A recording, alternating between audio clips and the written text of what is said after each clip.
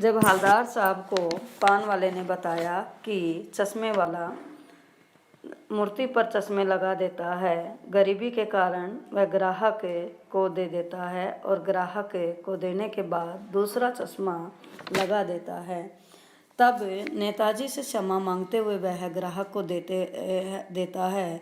तो यह सुनकर हवलदार साहब हैरान रह गए और उन्होंने कहा, भाई एक बात आज अब भी समझ में नहीं आई है कि हवलदार साहब ने पान वाले से फिर पूछा कि नेताजी का ओरिजिनल चश्मा कहाँ गया। ओरिजिनल अर्थात जैसे मूर्ति पत्थर की है तो पत्थर का चश्मा कहाँ गया।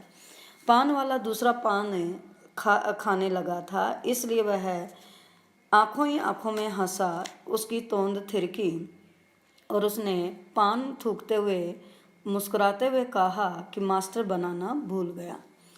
पान वाले ने तो कह दिया, लेकिन हवलदार साहब दुखी हो गए कि एक मास्टर होते हुए भी उसको नेताजी के व्यक्तित्व का ज्ञान नहीं था या सम्मान का ध्यान नहीं था, और या कुछ बारीकी के कारण वह चश्मा टूट गया होगा।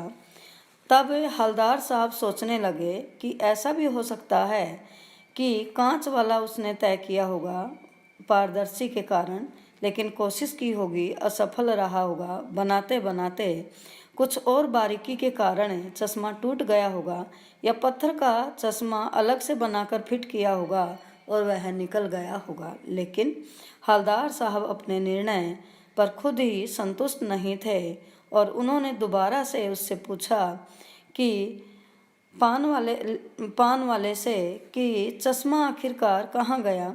लेकिन अब पान वाला देशभक्तों के बारे में ज़्यादा बात नहीं करना चाहता था। उसने पान वाले के पास जाकर पूछा, क्या कैप्टन चश्मे वाला नेताजी का साथी है या आज़ाद हिंद फौज का भूतपूर्व सिपाही। यह सुनकर पान वाले ने कोई जवाब नहीं दिया, केवल व्यंग्य में मुस्कुराते हुए कहा कि नहीं साहब, वो लंगड़ा क्या जाएगा फौज में, पागल है पागल, वो देखो